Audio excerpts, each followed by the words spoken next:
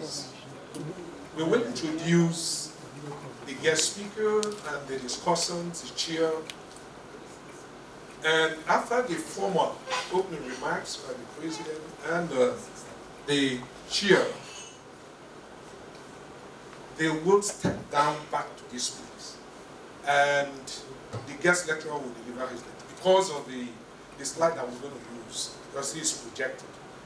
Then after the lecture, then the discussants, including the chair and the guest lecturer, will get back to the podium for the main day.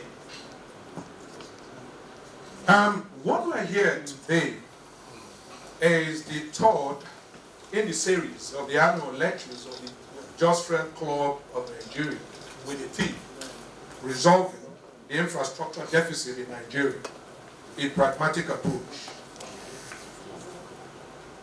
Now, what we're trying to do is to expand and deepen the conversation on the nature of the infrastructure deficit that we have in Nigeria. And to do this, we've assembled seasoned technocrats and people we consider that should know.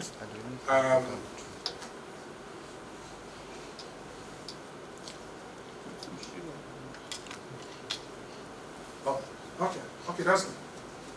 Okay. So we are just trying to expand that conversation, and we believe that there is so much that we have to learn. At the last count, we've been told that we need about 3 trillion USD in the next 30 years if we are going to meet our infrastructure development in this country. And the question is, where is it going to come from? Is it the budget? Is it what? And I think that no other person can discuss this topic better than the man who superintended over our debt management office, Dr. Abraham Walker.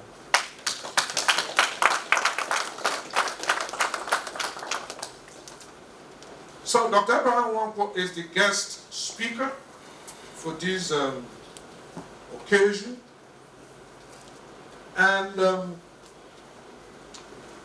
as a way of introduction, we thought we could have just projected the slide. Dr. Abraham Nwankwo holds a PhD economics degree, 1985 from the University of Nigeria, Nsukka. His MSc economics and BSc economics degrees were also obtained from that same university. His professional working career, working experience spans economics, journalism, university lecturing, banking, public debt management. And between 1981 and 1982, he worked as an economics journalist with the New Breed organization, publishers of the then New Breed magazine and the President magazine in Lagos. Between 1982 and 1986, he was a lecturer in the Department of Economics, University of Nigeria, Nsukka. From 1986 to 1994, he worked in the banking sector and rose to the top management positions. From 1994 to 2001, he engaged in consultancy and turned around services with some private commercial enterprises. He joined Nigeria's Debt Management Office, DMO, in 2001 and was appointed the Director General in 2007. He was an active member of Nigeria's economic management team under 4 different administrations, Basanjo Yar'Adua, Jonathan, and President Buhari. His tenure as the Chief Executive Officer of DMO was characterized by rapid development of the domestic bond market with the introduction of new products as well as Nigeria's successful foray into the international capital market with a variety of instruments, including Eurobond 3 times, the diaspora bond. After completing 10 years of 2 tenures as Director General, he retired from public service in June 2017. He has a variedly published writer. He is a variedly published writer, not only of books and academic articles in economics, but also of books in drama, poetry, and prose. He published the book. His published books include Tattoo, a drama, Through the Storm, drama, Minds of Time poetry, Oracles for the Heroes novel, Stable Growth and Foreign Exchange economics, and Inflation and the Structure of Aggregate Output economics. Dr. Abraham Nwankwo, who hails from Umolo, Obowo, in Imo State, is married to Dr. Mrs. Stella Obioma Nwankwo. She's seated here. And Madam, you're welcome. An educationist. They are blessed with 3 children. Dr. Abraham Nwankwo, you're welcome.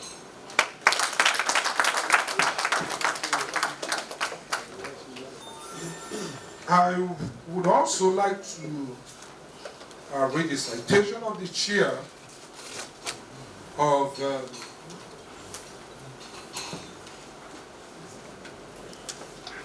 these auspicious gathering.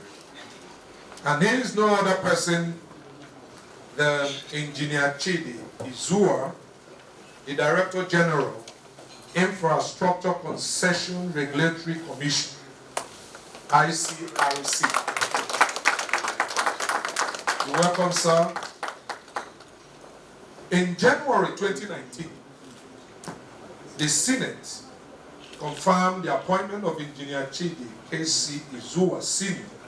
as the Substantive Director General, CEO of Infrastructure Concession Regulatory Commission. I think he was even longer than you.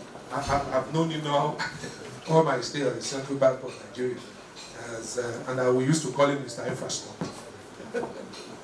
Izua, who hails from Ahmed Ainisi Alangba, South Local Government area of Abia State, attended several primary schools in the Southeast, as his father was an admin officer and then permanent secretary, always on the move. He had his post-primary education at Government College, Umuahia, between 1975 and 1980.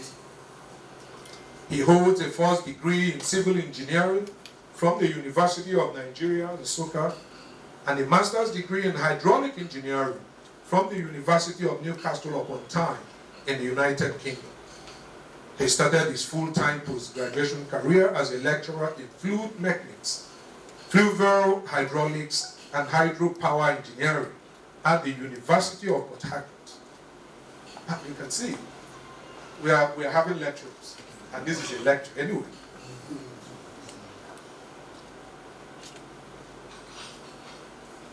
Thereafter, he held several senior oil and gas asset management positions in a career spanning over 21 years with SPDC, Shell Nigeria, and Shell International, USA, and Europe.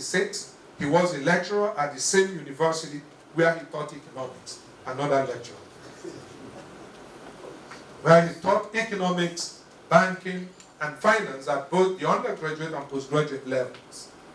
Mr. Sule also worked with the Federal Mortgage Bank of Nigeria 1996 to 2001 and was involved with the mobilization and marketing of National Housing Fund scheme while supervising the accounts of primary mortgage institutions registered by the Apex Mortgage Bank. In 2001, he joined the Bureau of Public Enterprises and has worked in various departments and units of the Bureau, including the then Operations Department, Strategic Planning Unit, as well as Monitoring and Compliance Unit. He headed the Post-Privatization Monitoring, Electric Power Information and Communications, and National Facilities and Agricultural Resources Department at various times. As part of personal development, Mr. Sule has attended several short courses in information technology and management.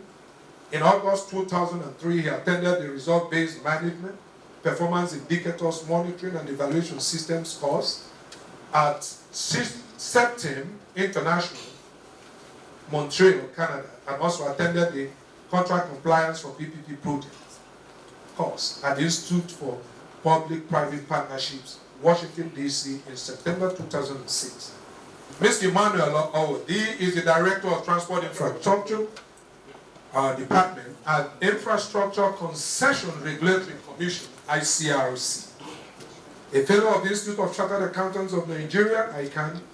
He also holds a Master of Science degree in Risk Management from Birmingham City University in the United Kingdom and BA degree in International Accounting from Northampton University, UK. In 2010, he joined ICRC as Deputy Director, Head, Transport Infrastructure Division, and in 2016 was appointed the Director, Transport Infrastructure Department. Mr. Onwobi developed guidelines for the implementation of PPP projects across ministries, departments, and agencies, and developed a project book for use across MDAs, serving the federal government huge consultancy, saving the federal government huge consultancy fees, and successfully carried out the review of the concession of the hydropower project and analyzed the risk allocation metrics to ensure that the private sector risks were well mitigated. He has worked with a committee on alternative financing for the development of Islamic financial instruments with the introduction of sukuk bonds to attract private sector. Before joining ICRC, he worked at Stallion Home Savings and Loan Limited as financial controller, deputy general manager, and at Nigerian Shippers Council as head management accounts unit. He had also worked with Price Waterhouse and Cooper, consultants on the federal government needs program, medium-term sector strategies. Mr. Onwobi has attended the strategic management and financial budgeting course in Johannesburg, South Africa, contract monitoring and compliance course at IP3, Virginia, USA, and preparing PPP transport infrastructure project course at Marseille, France. Ladies and gentlemen, Mr. Emmanuel Onwobi, you are welcome. The chairman of this occasion, Engineer Chidi Zowa, Director General of Infrastructure Concession Regulatory Commission. Guest speaker, Dr. Abraham Wankwo, the immediate past Director General, Debt Management Office. Our discussants, Mrs. Engineer Abu, former Executive Director of Programs, Nigerian Television Authority. Malam Sanusi Sule, Director of Public and Private Partnership, Bureau of Public Enterprises. Mr. Emmanuel Onwobi, Director of Transport Infrastructure and the Infrastructure Concession Regulatory Commission. Our Honorable Toby Okechukwu, who is the Works Chairman, National House of Representatives. Our friends from the press, ladies and gentlemen, I'm happy to welcome all of you to this occasion, which is the Just Friends Club of Nigeria 3rd Annual Lecture. I thank God for the gift of life and for making it possible for all of us to see this day. And I'm thanking you also for making our time, in spite of your busy schedule, to honor us with your presence. Just Friends Club is a non-profit making social organization founded on the 13th of August, 2013. Membership is open to men and women of good character. We promote welfare and well-being of members, foster and encourage the spirit of oneness, comradeship among members and between our club and other friendly associations that are not political. We engage in acts of philanthropy in favor of the needy in our society. We also encourage and promote sports. One of our activities is the annual lecture series. As a means of recognizing government agencies, the private sector, individuals whose endeavors we consider worthy of emulation and commendation. We discuss also burning contemporary issues within the polity in a non-partisan opinion. This year's lecture, Resolving the Infrastructure Deficit in Nigeria, a pragmatic approach, will be an agenda setting for the next level of the second tenure of President Muhammad Buhari APC-led administration.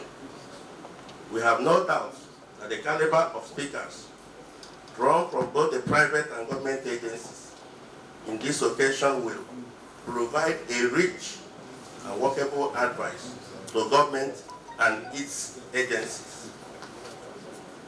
May I, on behalf of our members, assure us that Just Friends Club of Nigeria will continue to be good hosts.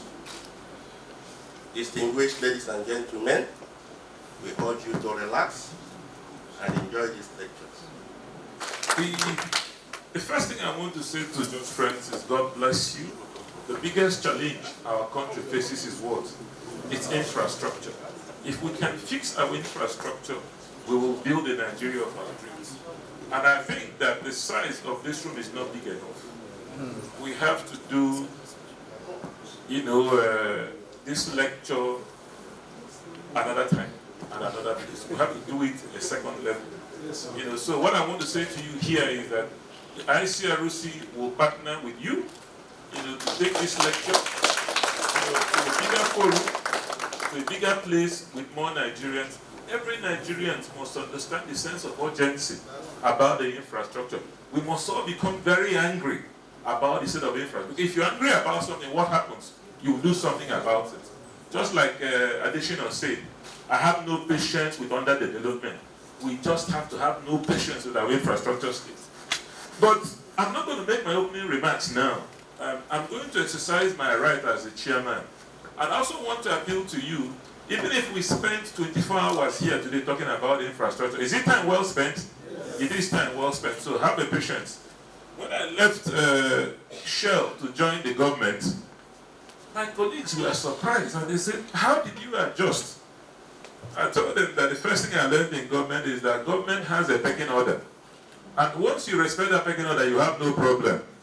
Honorable Toby, it's the most senior government official we have here because he represents an arm of government. So by protocol, I shouldn't really speak before him. So permit me to invite, and he also says he has sitting in the House. As he is here, he represents the arm of government. He represents the President of the Senate. He represents the Speaker of the House of Reps. That's one very strong arm of our government. And we must give honor to whom honor is due. He also needs to go back to the House. So please permit me, to defer to Honorable Toby Okechukwu, who also won his re-election, Chairman, House Committee of Works. House Committee of Works is important for him to give us remarks. And I will appeal to him to now, when he finishes, to please sit down, hear my opening remarks before he leaves. Thank you very much. Well, I am pleased once again to be here. The major challenge we have in Nigeria is just infrastructure. And how do we get about it? I don't claim to be an engineer or have the PhDs or the expertise. I only happen to be an English graduate like Eugenia. I was asking her a while ago, how did you get your right of way to discuss infrastructure? So, but my experience, my entry into this has been experiential. It has been a matter of, look, you are a Nigerian, I work with an engineering company, I've been a member of the House Committee on Works before becoming the chairman. I also read law. I have a master's degree in business management.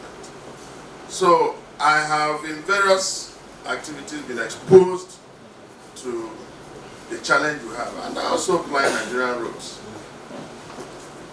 The major challenge we have, I've interacted severally and sufficiently with the Ministry of Works.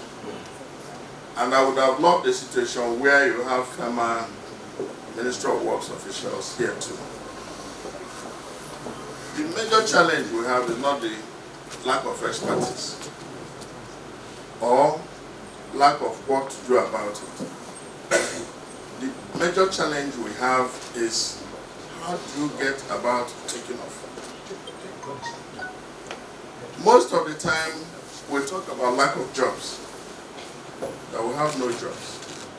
Road development, like creating new roads and all, the contract will never give you jobs. It's when you get to maintenance. And when, for instance, you farm out various sectors of the economy, particularly roads, let's say Nugu Onitsha, Abuja, Kano, you give it out to a construction company and say, please, we retain you here for the next 30 years. A graduate of engineering would have gotten a job for the next 30 years because you continue maintaining the road and you become an expert in it. You're also looking at a situation where you focus on maintaining bridges and you have experts that will maintain bridges all through their life and retire from them. So when you have those prospects, not jobs that you give a contract of about 2 years and he finishes and the man is, demobilized and he starts looking for another job. So we must be sure about what we want to do. And I believe strongly that the way to go about it is not looking for experts. We have sufficient Nigerian engineers. We have people who are very experienced. The challenge we have is funding what we need. How do we pay for what we use? And you can look at the opportunity cost of not sufficiently maintaining Nigerian roads. You apply here from Abuja to Lokoja. You meet several potholes. If you are supposed to have done it for 4 hours, for 40 minutes, you do it for 2 hours. Imagine the man hours that has been spent on that road. Imagine the wear and tear on your vehicle. Imagine the fact that you could be accosted because there is a pothole by kidnappers. So it's a huge challenge. And we come to look at it. What is it not possible for us to toll that road? Is it not possible to at least charge 1 naira on the petroleum that we use to energize our vehicles? The opportunity cost, is it not more consequential for those little things we would have paid to have a free ride to our destination? So I want you to please think seriously about this. At the legislative level, what we've tried to do is to realize and operationalize make it effective, because the best way to tackle whatever challenge you have is to approach the lawmaker or approach the legislature. By the time they enact a law, it changes the operational basis of that sector. And what we've done is to move for a road fund bill, which we had a public hearing. And I'm sure Chidi was also there, or somebody from ICRC, Ministry of Works. We invited anybody who is an operator in the various sectors, including Ministry of Finance, including Debt Management Office, including Attorney General's Office, including Ministry of Works. And we got the ministry to warehouse the technical committee for that road fund bill for about 2 weeks. And they came up with a clean copy. I'm happy to tell you that that bill was laid yesterday for the final consideration by the House of Representatives. It will be our pleasure that the President signs it, because annual appropriation. Annual appropriation with regard to road development and maintenance is a joke. As I talked to you, we have 4 trillion commitment, 4 trillion naira commitment in the Ministry of Works. That is roads that you have established contract for. You have, voluntarily entered into contract to do. As we speak, we have an outstanding liability of about 300 billion to pay to people who have certificates, who have done their jobs. As I speak to you, we have about 200 billion in the budget. So even if you start paying all those that have worked, you will still be owing them 100 billion. So the budget for the year will not be able to fund the road. And you have a contractual commitment of about 4 trillion. So use 200 billion and divide for 4 trillion. The number of years it gives you is what you will require, even if you stop giving contracts now, to complete the roads you have voluntarily entered into. So it's a huge, huge challenge. So I don't believe you are just friends. You are good Nigerians. I'm very lovely people. And this is the debt we require citizens, so that they can gainfully engage and constructively engage government in having solutions to our problems. You know, there's nothing wrong, for instance, in borrowing. But I do not believe that you have to borrow. You borrow with a universal application. You must borrow for particular purpose. So when you borrow 2 trillion or 1 trillion to fund the budget, for me it doesn't make any meaning. You must have a focused and targeted approach. And if you say, for instance, you're borrowing to do Abuja Kano, Enugu Onitsha, Lagos, you borrow for it. The contribution, what you're borrowing for will be measurable. And the lender will not even allow you to joke with him. And that is why the Sikuk is good. Because it's measured. And there are a number of roads you can use it for. You can't deviate. So if you misapply it or you don't do it properly, the next time they won't give you. But the point is, budgeting, annual budgeting, is not the seed capital for road development or maintenance. The seed capital is the money that you are going to generate when the president signs the road fund bill. And that will be road user charges. We must have to face that reality. Even when people want to give you money on Enugu Onitsha, they want to know, okay, what's the cash flow arrangement? When will there be return on investment? And once they see that, oh, you have 50,000 cars that fly the road, they'll be willing. And go and look at, if you want to measure how the road, how borrowing for particular roads work, vis-a-vis budgeting, go and check the Sikuk roads and go and check roads funded through the budget. What will you get? The contractors want to die trying to do the road because they know the money is in the bank.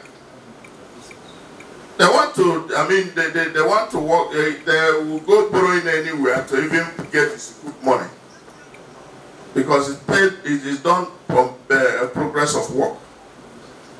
So the motivation is inherent when, for instance, people know that, look, there is money for what I'm working for.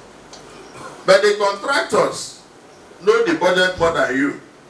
Before it even comes out, they know whether there is money in the budget for it or not. If there is no money, they will carry the equipment and move. And that is why when a road takes 10 years to construct, you have awarded it for 24 months. when it takes 10 years to construct, like most of our roads, what do you get? By the time you finish kilometer 40, kilometer 0 is developing potholes. So I'm so happy that you have volunteered to take up this aspect of our needs. Like Chidi said, we need a larger space for this discussion. And when the bill goes to Mr. President, their job is not done until he signs it. So just friends, your duty is not just coming here in this little space. You are beginning to just create your job. And you must follow through. It is from organizations like this that you get the necessary enablement for some of these things to be done. And as a house, through the inspiration of Mr. Speaker, we said we need to do some transformation of bills with regard to infrastructure. And when we finish the FRA bill, which the President declined to sign, I hope he will sign this one. We also did the current act. We amended it. Because you have a lot of, you remember engineers only when